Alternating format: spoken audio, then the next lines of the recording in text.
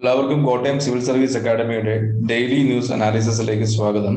ഇന്ന് നമ്മൾ ചർച്ച ചെയ്യാൻ പോകുന്ന ഏറ്റവും ആദ്യത്തെ ആർട്ടിക്കിൾ എന്ന് പറയുന്നത് lesson from India's food security responses എന്ന ഒരു ആർട്ടിക്കിളാണ്. ഇന്നത്തെ ദിവസം ഏറ്റവും പ്രാധാന്യം അർഹിക്കുന്ന ആർട്ടിക്കിളുകളിൽ ഒന്നാണ് ഈ ഒരു ഇന്ത്യസ് ഫുഡ് സെക്യൂരിറ്റി റെസ്പോൺസിനെ അടിസ്ഥാനപ്പെടുത്തിയിട്ടുള്ള ആർട്ടിക്കിൾ എന്ന് പറയുന്നത്.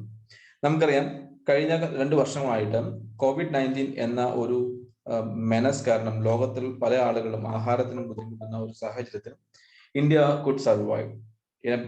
എങ്ങനെയാണ് ഇന്ത്യക്ക് സർവൈവ് ചെയ്യാൻ സാധിച്ചത് എന്ന് പറഞ്ഞാൽ അതിനൊറ്റ ഉത്തരം മാത്രമേ ഉള്ളൂ. അതിന്റെ പേരാണ് ഗ്രീൻ റെവല്യൂഷൻ എന്ന് പറയുന്നത്. എന്തായിരുന്നു ഗ്രീൻ റെവല്യൂഷൻ എന്ന് പറയുന്നത്? Green revolution is A revolution for agricultural sector. എങ്ങനെയാണ് അഗ്രികൾച്ചർ സെക്ടറിലേക്ക് ഈ ഒരു ഗ്രീൻ റെവല്യൂഷനിലേക്ക് കൊണ്ടുവന്നത്? അത്രയും കാലഘട്ടങ്ങളിൽ രാജ്യത്തിലെ കർഷകർ മുഴുവൻ സാധാരണ കൺവെൻഷണൽ ആയിട്ടുള്ള ആഹാര രീതിയെയും കൺവെൻഷണൽ ആയിട്ടുള്ള കാർഷിക രീതിയെയും അനുവർത്തിച്ചു കൊണ്ടിരുന്ന ഒരു സമൂഹത്തിനിടയിലേക്ക് ഒരു ഹൈ ഈൽഡ് വെറൈറ്റി പ്രോഡക്റ്റുകൾ, ഹൈ ഈൽഡ് വെറൈറ്റി ആയിട്ടുള്ള വിത്തിനങ്ങളുടെ രംഗപ്രവേശം തന്നെയായിരുന്നു ഗ്രീൻ റെവല്യൂഷൻ എന്ന് പറയാൻ പറ്റും. അതിന്റെ ഒരു ഉത്തമമായിട്ടുള്ള ഒരു ഉപകാരപ്രദമായിട്ടുള്ള ഒരു സമയമായിരുന്നു 2019 മുതൽ 2021 ഈ നിമിഷം വരെയുള്ള കാലഘട്ടങ്ങൾ എന്ന് പറയുന്നത്. കാര്യം എന്ന് വെച്ചാൽ ഈ രാജ്യത്തിന്റെ ഇക്കണോമിയുടെ ഏറ്റവും കൂടുതൽ ശക്തമായിട്ട് നെഗറ്റീവായിട്ട് ബാധിച്ച ഒരു സാഹചര്യമായിരുന്നു കോവിഡ്-19 റിസൾട്ട് ആയിട്ട് ഇക്കണോമി എന്ന ഒരു സാഹചര്യം ഒരു ബബിൾ ബസ്റ്റ് ആയിട്ട് പൊട്ടിത്തെറിക്കുകയും അത്തരത്തിലൊരു രാജ്യത്തിന്റെ വളർച്ചാ നിരക്ക് താഴോട്ട് പോവുകയും എംപ്ലോയബിലിറ്റി താഴേക്ക് പോവുകയും അത്തരത്തിൽ ഏതെങ്കിലും തരത്തിൽ ക്രിയാത്മകമായ പ്രവർത്തനങ്ങളിൽ ഏർപ്പെടാൻ സാധിക്കാത്ത വിധം രാജ്യം അടച്ചൽപൂട്ടലിലേക്ക് എത്തുകയും ചെയ്യുന്ന ഒരു സാഹചര്യമാണ് നമ്മൾ കണ്ടത്. എന്നാൽ അത്തരത്തിലുള്ള ഒരു പ്രോബ്ലത്തിനെ കൺട്രോൾ ചെയ്യാൻ എങ്ങനെയാണ് രാജ്യത്തിന് സഹായിച്ചത്? ഇതിന് ഒറ്റ കാര്യം മാത്രമാണുള്ളത്: targeted public distribution system, TPDS എന്നറിയപ്പെടുന്ന targeted public distribution system. Targeted public distribution സിസ്റ്റത്തിലൂടെ ഗവൺമെന്റ് ചെയ്ത ചില ഇനിഷ്യേറ്റീവ്സും ഇനി ചെയ്യേണ്ടുന്ന ചില വേ ഫോർവേഡുകളുമാണ് നമ്മൾ ചർച്ച ചെയ്യാൻ പോകുന്നത്. അത് നമ്മൾ ആദ്യം ചർച്ച ചെയ്യാൻ പോകുന്നത് എന്തൊക്കെയാണ് ഗവൺമെന്റ് ചെയ്തത് അല്ലെങ്കിൽ ഗവൺമെന്റിന് ചെയ്യാൻ സാധിച്ചത് എന്ന ഒരു പോയിന്റ് ആണ് നമ്മൾ ആദ്യം ചർച്ച ചെയ്യാൻ പറ്റുന്നത്. എന്തൊക്കെയാണ് ഗവൺമെന്റ് ചെയ്തത്? ഒന്നാമത്തെ ഒരു സാഹചര്യമായിട്ട് നമുക്ക് എടുത്തു പറയാം, ഗവൺമെന്റ്. നമുക്കറിയാം, ഇവിടെ 2 തരത്തിലുള്ള ഒരു ഗവൺമെന്റുകളാണുള്ളത്. ഒന്ന് യൂണിയൻ ഗവൺമെന്റും മറ്റൊന്ന് പ്രൊവിൻഷ്യൽ ഗവൺമെന്റും എന്നറിയപ്പെടുന്ന 2 ഗവൺമെന്റ്.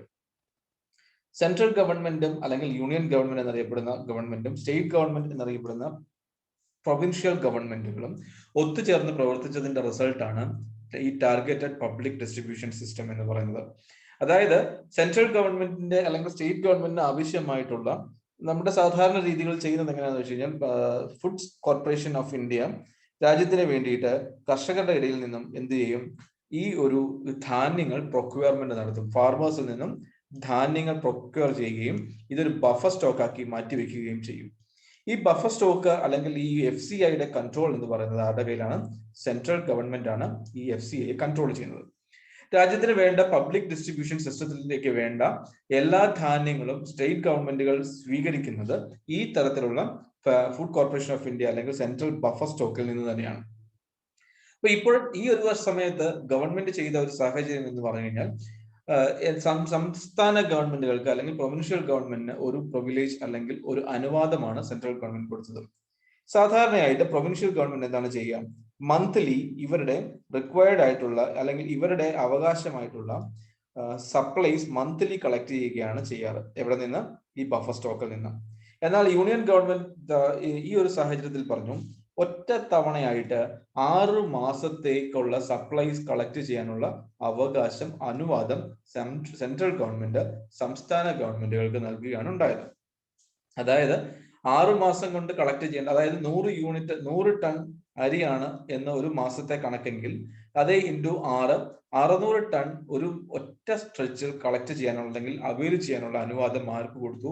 സംസ്ഥാന ഗവൺമെന്റുകൾക്ക് കേന്ദ്ര ഗവൺമെന്റ് നൽകുക എന്നതായിരുന്നു ഏറ്റവും ആദ്യത്തെ ഒരു ശ്രമമായിട്ട് മുന്നോട്ട് നമുക്ക് പറയാൻ പറ്റുന്നത്. അപ്പൊ ഇതിന്റെ ഒരു റിസൾട്ട് ആയിട്ട് നമുക്ക് കണക്കാക്കാൻ പറ്റുന്ന ഏറ്റവും പ്രധാനപ്പെട്ട ഒരു ഘടകം എന്താണെന്ന് വെച്ച് കഴിഞ്ഞാൽ, ലോക്ക്ഡൌൺ കാലഘട്ടത്തിലും അതിനുശേഷവും രാജ്യത്തെ റേഷൻ ഉപഭോക്താക്കളുടെ അല്ലെങ്കിൽ റേഷൻ പ്രൊഡക്റ്റുകൾ സപ്ലൈസ് വാങ്ങുന്ന ആളുകളുടെ എണ്ണത്തിൽ കാര്യമായ വർധനവുണ്ടായി എന്നതാണ് ഒരു സാഹചര്യം. കാര്യം എന്ന് വെച്ച് കഴിഞ്ഞാൽ, രാജ്യത്തിന്റെ ഇക്കണോമി അല്ലെങ്കിൽ ഡിക്ലൈനിങ് ട്രെൻഡ് കാണിക്കുകയും ആക്ച്വൽ മണി വാല്യൂ കുറയുകയും ചെയ്യുന്ന സാഹചര്യത്തിൽ, money value in the sense അതായത് ഒരാൾക്ക് 100 രൂപയ്ക്ക് കൊടുത്താൽ വാങ്ങിക്കാൻ ലഭ്യമാകുന്ന ഉൽപ്പന്നങ്ങളുടെ എണ്ണം കുറയുകയും ചെയ്യുന്ന സാഹചര്യത്തിൽ ഫാമിലി ബജറ്റ് മെയിൻറ്റെയിൻ ചെയ്യാൻ വേണ്ടിയിട്ട് many people tilted towards public distribution system, and hence the tendency of purchasing or procuring goods from public distribution system escalated. ഇതൊരു സാധ്യതയായിട്ട് നമുക്ക് ഒന്നാമത്തെ സാഹചര്യമായിട്ട് ഗവൺമെന്റ് മുന്നോട്ട് വെച്ച നടപടികളിൽ ഒന്നാണ്. രണ്ട്, ഗവൺമെന്റിന്റെ ഇനിഷ്യേറ്റീവ്സിന്റെ ഏറ്റവും പ്രധാനപ്പെട്ടതായിരുന്നു പ്രധാനമന്ത്രി ഗരീബ് കല്യാൺ യോജന എന്നറിയപ്പെടുന്ന ഇനിഷ്യേറ്റീവ്, അതുപോലെ തന്നെ ആത്മനിർഭർ പാക്കേജ് എന്നറിയപ്പെടുന്ന പാക്കേജുകൾ. ഈ പ്രധാനമന്ത്രി ഗരീബ് കല്യാൺ യോജനയുടെ പ്രത്യേകത എന്താണെന്ന് വെച്ച് കഴിഞ്ഞാൽ, ഒരു വ്യക്തിക്ക് ഏകദേശം NFSAയുടെ നാഷണൽ ഫുഡ് സെക്യൂരിറ്റി ആക്ടിന്റെ ബെനിഫിഷ്യറി ആയിട്ടുള്ള 81.3 കോടി ജനങ്ങൾക്ക് എന്ത് ചെയ്തു, 5 kilogram food grains per person per month and 1 kilogram of pulses. ഓരോ വ്യക്തിക്കും 5 കിലോഗ്രാം ധാന്യങ്ങളും 1 കിലോഗ്രാം പൾസുകളും നൽകിയ ഒരു സാഹചര്യം ഉണ്ടാവുകയുണ്ടായി. അതായത് ഒരു വ്യക്തിക്ക്, ഒരു ഫാമിലിയിൽ 5 ആൾക്കാരാണ് ഉള്ളതെങ്കിൽ ഓരോ വ്യക്തിക്കും എന്താണ് 5 കിലോഗ്രാം അരി അല്ലെങ്കിൽ ഗോതമ്പും 1 കിലോഗ്രാം ധാന്യങ്ങളുമാണ് നൽകിയത്, അല്ലെങ്കിൽ പയർവർഗ്ഗങ്ങളുമാണ് നൽകിയത്, to ensure their calorie intake. ഇതിനു വേണ്ടിയിട്ട് ഗവൺമെന്റ് ചെയ്ത ഒരു സാഹചര്യമാണ് പ്രധാനമന്ത്രി ഗരീബ് കല്യാൺ യോജന എന്ന് പറയുന്നത്. രണ്ടാമത്തെ ഒരു ഇനിഷ്യേറ്റീവ് അല്ലെങ്കിൽ അതിനൊപ്പം തന്നെയുള്ള ആത്മനിർഭർ പാക്കേജിൽ പ്രകാരം 8 കോടി മൈഗ്രന്റ് വർക്കേഴ്സിന് 5 kilogram food grains per person per month നൽകുന്ന ഒരു നടപടി കൂടി ഗവൺമെന്റ് ചെയ്തു. അതായത് നമുക്കറിയാം, കഴിഞ്ഞ ദിവസങ്ങളിൽ നമ്മൾ ചർച്ച ചെയ്ത ആർട്ടിക്കിളുകളിൽ ഏകദേശം നമ്മുടെ രാജ്യത്തിലെ 39 കോടി ജനങ്ങളിൽ ഏകദേശം 44.9% ആളുകൾ എന്താണ്, മൈഗ്രന്റ് വർക്കേഴ്സ് ആണ്. അത്തരത്തിൽ മൈഗ്രന്റ് വർക്കേഴ്സിന് എന്താണ്, per person per month 5 kilogram ധാന്യം സൗജന്യമായി നൽകുവാനുള്ള തീരുമാനമാണ് ആത്മനിർഭർ ഭാരത് പാക്കേജിന്റെ പിന്നോടിയായിട്ട് നമുക്ക് കാണാൻ സാധിച്ചത്. ഇനി നമ്മൾക്ക് മുന്നോട്ട് പോയപ്പോൾ ഗവൺമെന്റ് വീണ്ടും ചെയ്ത ചില നടപടികൾ എന്താണെന്ന് വെച്ച് കഴിഞ്ഞാൽ, രാജ്യത്തിലെ NGOs അതുപോലെ തന്നെ എന്താണ്, സിവിൽ സൊസൈറ്റികൾക്ക് എന്ത് ചെയ്യാം, കുറഞ്ഞ വിലയിൽ അരിയും ധാന്യങ്ങളും അവൈൽ ചെയ്യാനുള്ള അനുവാദം കൊടുത്തു. അതായത് 35 രൂപ അരിക്കുള്ള സമയത്ത് 22 രൂപയ്ക്ക് അരി നൽകുകയും 27 രൂപ ഗോതമ്പിന് വിലയുള്ളപ്പോൾ 21 രൂപയ്ക്ക് അരി ഗോതമ്പ് നൽകുകയും ചെയ്തു എന്നുള്ളതാണ് ഏറ്റവും വലിയ ഒരു മുന്നേറ്റം എന്ന് പറയുന്നത്. എന്നാൽ ഈ ഗോതമ്പും അരിയും എവിടെ നിന്നാണ് ഇവർക്ക് കിട്ടുന്നത്? നിയറസ്റ്റ് ആയിട്ടുള്ള അല്ലെങ്കിൽ ആ NGOയുടെ അല്ലെങ്കിൽ സിവിൽ സർവീസ് സൊസൈറ്റിയുടെ അല്ലെങ്കിൽ ഏറ്റവും അടുത്തിട്ടുള്ള FCI ഗോഡൌണിൽ നിന്ന്, FCI വെയർഹൌസിൽ നിന്ന് വാങ്ങിക്കുവാനുള്ള അനുവാദം നൽകുകയും ചെയ്തത് ഏറ്റവും ആശ്വാസജനകമായിട്ടുള്ള ഒരു കാര്യമായിരുന്നു. എന്നാൽ ഇനിയും നമ്മൾക്ക് മുന്നോട്ട് പോകാനുള്ള ചില നടപടികളുണ്ട്. അതിൽ ഏറ്റവും വേ ഫോർവേഡ് ആയിട്ട് നമുക്ക് ചിന്തിക്കാൻ പറ്റുന്ന ഒരു നടപടിയാണ് നമുക്ക് എന്ത് പറയാം, 1 നേഷൻ 1 റേഷൻ കാർഡ് എന്ന് പറയുന്നത്. ഒന്ന്, 1 നേഷൻ 1 റേഷൻ കാർഡ്. അതുപോലെ തന്നെ എന്താണ് 1 നേഷൻ 1 റേഷൻ കാർഡ് എന്ന് പറയുന്നത്? നമ്മുടെ മൈഗ്രന്റ് വർക്കേഴ്സിനെയും മറ്റ് ആൾക്കാർക്കും എന്ത് ചെയ്യാൻ പറ്റും, ആർക്കും അവരുടെ ഏറ്റവും അടുത്ത ഫെയർ പ്രൈസ് ഷോപ്പിൽ നിന്നും അല്ലെങ്കിൽ ഏറ്റവും അടുത്ത റേഷൻ കടകളിൽ നിന്നും അവർക്ക് അവകാശപ്പെട്ട അല്ലെങ്കിൽ അവർക്ക് അനുവദിച്ചിട്ടുള്ള ധാന്യങ്ങൾ വാങ്ങിക്കുവാനുള്ള അനുവാദം. അതായത് നമ്മൾ കഴിഞ്ഞ ദിവസം ചർച്ച ചെയ്ത പോലെ തന്നെ, ഇപ്പം ആസാമിൽ ഒരു കുടുംബമുള്ള ഒരു വ്യക്തി, അയാൾക്ക് അവിടെയാണ് റേഷൻ കാർഡ് ഉള്ളതെങ്കിൽ പോലും അതിൽ ഒരാൾ അല്ലെങ്കിൽ മറ്റൊരാൾ അല്ലെങ്കിൽ ആ ഫാമിലി മുഴുവൻ മറ്റൊരു സ്ഥലത്തേക്ക് ജോലിക്ക് വേണ്ടിയോ മറ്റു ആവശ്യങ്ങൾക്ക് വേണ്ടിയോ യാത്ര ചെയ്തിട്ടുണ്ടെങ്കിൽ അദ്ദേഹത്തിന് ഈ റേഷൻ കടയുടെ കീഴിലല്ല റേഷൻ കാർഡ് എന്ന കാരണം പറഞ്ഞുകൊണ്ട് അയാൾക്ക് അവകാശമുള്ള റേഷൻ സപ്ലൈസ് നിഷേധിക്കുവാനുള്ള അവകാശം സംസ്ഥാനങ്ങൾക്കില്ല. പകരം എന്ത് ചെയ്യണം, ആ സംസ്ഥാനങ്ങൾക്ക് എവിടെയാണോ അദ്ദേഹം ഉള്ളത് ആ റേഷൻ കടയിൽ നിന്നും അദ്ദേഹത്തിന് അത് വാങ്ങിക്കുവാനുള്ള അനുവാദമാണ് one nation one ration card എന്ന് പറയുന്നത്. രണ്ടാമത്തെ ഒരു കാരണം എന്ന് പറഞ്ഞാൽ climate change will continue to affect agriculture and food security, and the impact on poor and vulnerable can be devastating. Massive efforts are needed towards programs that focus on building agriculture that adaptive to change weather and needs through the introduction of newer varieties of crop, efficient irrigation system, and promotion of crops as per the agroclimatic changes. അതായത് നമുക്കറിയാം climate ചേഞ്ചുകൾ ഉണ്ടാകാൻ പോകുന്നു, അല്ലെങ്കിൽ പല രീതികൾ സാധ്യതമായിട്ടുള്ള ഒരു സാഹചര്യത്തിൽ പുതിയ വെറൈറ്റികൾ കണ്ടെത്തുകയും അതായത് വൾണറബിൾ ആയിട്ടുള്ള അല്ലെങ്കിൽ മാർജിനലൈസ്ഡ് ആയിട്ടുള്ള സൊസൈറ്റിയെ സെർവ് ചെയ്യുന്ന രീതിയിൽ കുറഞ്ഞ ചെലവിൽ ആഹാര എന്ന ഒരു സാധ്യത നടപ്പിലാക്കുകയും അതിനു വേണ്ടുന്ന ഏതെങ്കിലും തരത്തിലുള്ള സ്ട്രോങ്ങർ ഇറിഗേഷൻ സിസ്റ്റം കൃത്യമായിട്ട് നടപ്പിലാക്കുകയും അതിലെ ഒരു ഗവൺമെന്റ് ഇനിഷ്യേറ്റീവാണ് കൃഷി സിഞ്ചായ് യോജന പോലുള്ള ഇനിഷ്യേറ്റീവ് രാജ്യവ്യാപകമായി നടപ്പിലാക്കുകയും ചെയ്യുക എന്നതാണ് ഇതിന്റെ ഒരു വേ ഫോർവേഡ് ആയിട്ട് ഈ ഓഥർ ചൂണ്ടിക്കാണിക്കുന്നത്. Thirdly, a third of all food products produced is wasted. അതായത് 1/3, അതായത് 1/3 ആഹാര പദാർത്ഥങ്ങൾ നഷ്ടമാവുകയോ വേസ്റ്റ് ആവുകയോ ചെയ്യാറുണ്ട്. അതായത് പിൽഫറേജ് ഉണ്ടാകാതിരിക്കാൻ വേണ്ടുന്ന ഒരു സാഹചര്യം കൊണ്ടുവരിക എന്നുള്ളതാണ് ചെയ്യാൻ പറ്റുക. ഓരോ വേസ്റ്റ് ആവുന്ന ഓരോ ധാന്യവും വേസ്റ്റ് ആവുന്ന എനർജി ലെവലാണ്, എനർജിയാണ് എന്ന തിരിച്ചറിവിൽ നിന്നുകൊണ്ട് we will have to arrest the wastage, we will have to stop pilferage as well. ഇതൊക്കെയാണ് ഇത് ഒരു സാഹചര്യമായിട്ട് പറയുന്നത്. Finally 2021 offers a unique opportunity for advancing food security and nutrition through transforming food system with an upcoming UN Food System Summit, the Nutrition and the Growth Summit, and the COP26 on climate change. The conditions of this event will certainly shape the actions of second half of UN decade of action on nutrition. India has a central role to play in this transformation and offering experience and solutions to address the thought process and model for the resilient, equitable and food secure world. ലോകത്തിന് ഇത്തരത്തിൽ ഒരു മാതൃകയായിട്ട് കാണിച്ചു കൊടുക്കാൻ പറ്റിയ ഈ രാജ്യത്തിന് എന്ത് ചെയ്യാൻ സാധിക്കും? ഈ ലോകത്തിനെ ഈ തരത്തിൽ ഒരു ഫുഡ് സെക്യൂർ ആയിട്ടുള്ള രാജ്യത്തിനെ ലോകത്തിനെ ക്രിയേറ്റ് ചെയ്യാൻ, ലീഡ് ചെയ്യാൻ സഹായിക്കും എന്നതാണ് ഈ ഓഥർ ഈ ആർട്ടിക്കിളോടുകൂടി നമ്മളെ ഓർമ്മിപ്പിക്കുന്നത്.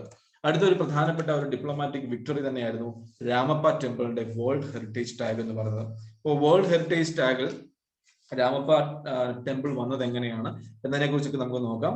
വേൾഡ് ഹെറിറ്റേജ്, ഇതിനകത്ത് പ്രധാനപ്പെട്ട ചില പോയിന്റുകൾ നമുക്ക് എടുത്തു പറയാൻ പറ്റുന്നത് 13ാം നൂറ്റാണ്ടിലെ നിർമ്മിതിയാണ് Ramappa temple.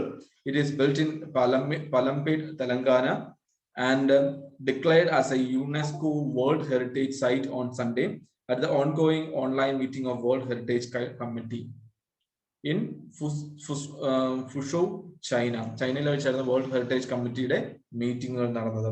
The nominee Ramapat and Kakatiya temple was made in 2014. The site was reckoning for inscription in 2020, but the WHC meeting was delayed by the COVID-19 pandemic. This is all. ആ മീറ്റിംഗിന്റെ ഡിലേനെ കുറിച്ചൊക്കെ നമ്മൾ സംസാരിക്കുന്നത് മാത്രമേ ഉള്ളൂ. പക്ഷെ അവിടെയൊന്നും നമുക്ക് പോയിന്റ് ഇല്ല. പകരം എന്താണ്, ഇത് ആരാണ് നിർമ്മിച്ചത് എന്നത് നമ്മളോട് ചോദിക്കാൻ സാധ്യതയുള്ള ചോദ്യമാണ്. Racherla Senapati Rudrayya, a general of Kakatiya king Ganapati Deva in the 13th century ആണ്. 13ാം നൂറ്റാണ്ടിൽ കക്കാത്തിയ രാജാവായിരുന്ന ഗണപതി ദേവയുടെ സേനാപതിയായ രുദ്രയ്യായിരുന്നു ഈ ക്ഷേത്രത്തിലെ നിർമ്മാണം ഏറ്റെടുക്കുകയും അത് പൂർത്തീകരിക്കുകയും ചെയ്തത്. ഈ ക്ഷേത്രത്തിന്റെ നിർമ്മാണത്തിൽ ഏറ്റവും പ്രധാനപ്പെട്ട ഒരു ടെക്നിക്കായിരുന്നു സാൻഡ് ബോക്സ് ടെക്നിക്. നമ്മൾ അത് എന്താണെന്ന് നോക്കും. അതുപോലെ തന്നെ എന്താണ്, നമ്മുടെ ഈ ഒരു ഇനിഷ്യേറ്റീവിനെ ഒപ്പോസ് ചെയ്തത് നോർവേ മാത്രമായിരുന്നു.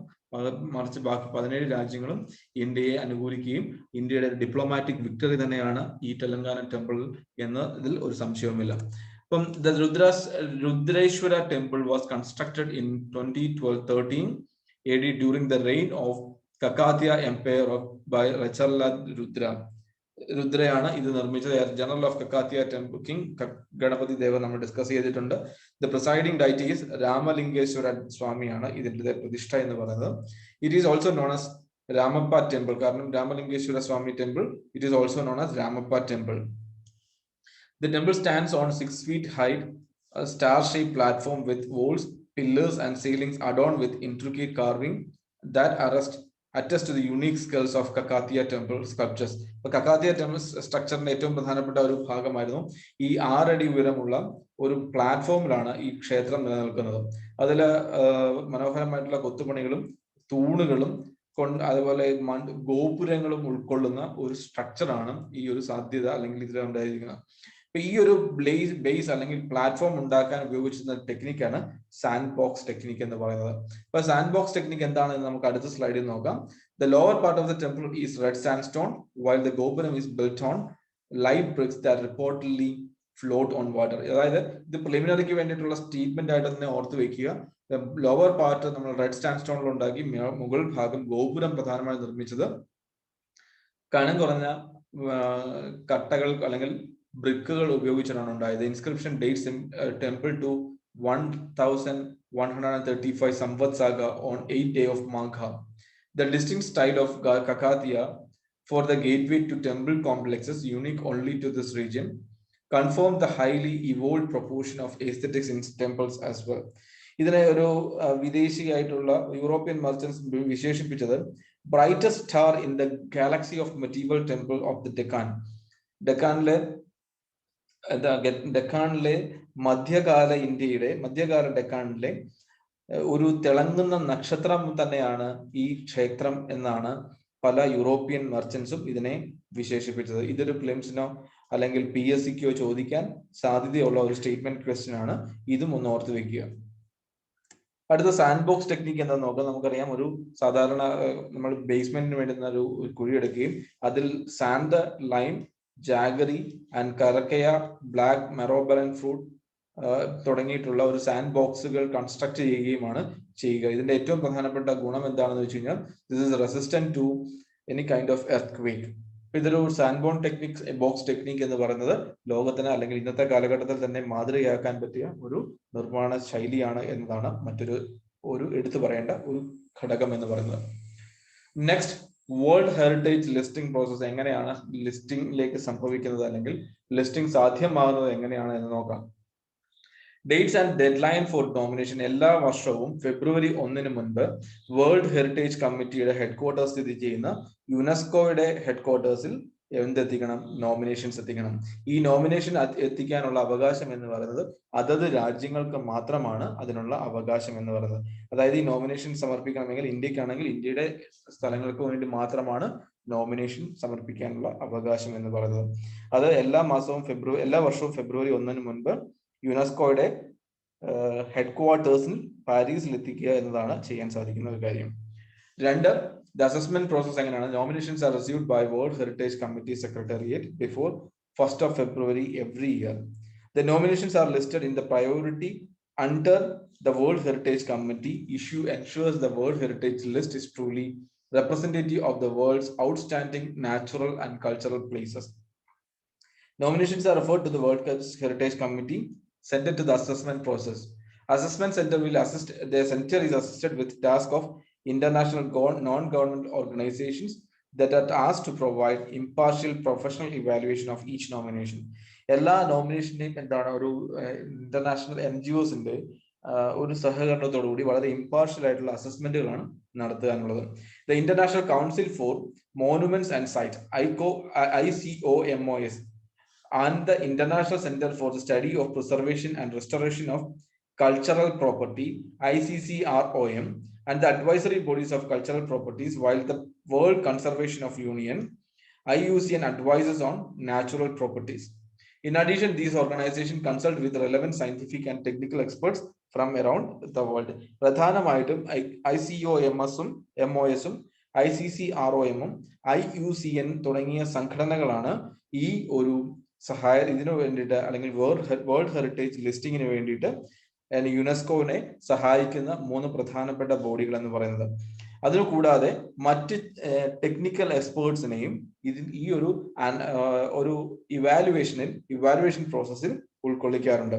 The evaluation undertaken by advisory bodies are considered by the World Heritage Committee at its annual meeting, which considers the Bureau recommendation and evaluation from the non-government organization and makes discussion on inscription of the property as well. ഇത്തരത്തിലുള്ള ഒരു വലിയ ഒരു സാധ്യതയിലാണ് ഈ ഒരു initiatives അല്ലെങ്കിൽ world heritage ലിസ്റ്റിംഗിന് ഒരു സാധ്യമായിട്ടുള്ള നടപടികൾ എന്ന് പറയുന്നത് ഇത്തരത്തിലാണ്. അപ്പൊ ഇവിടെ നിന്ന് ചോദിക്കുമ്പം ICCOMOSഉം ICCOMOSഉം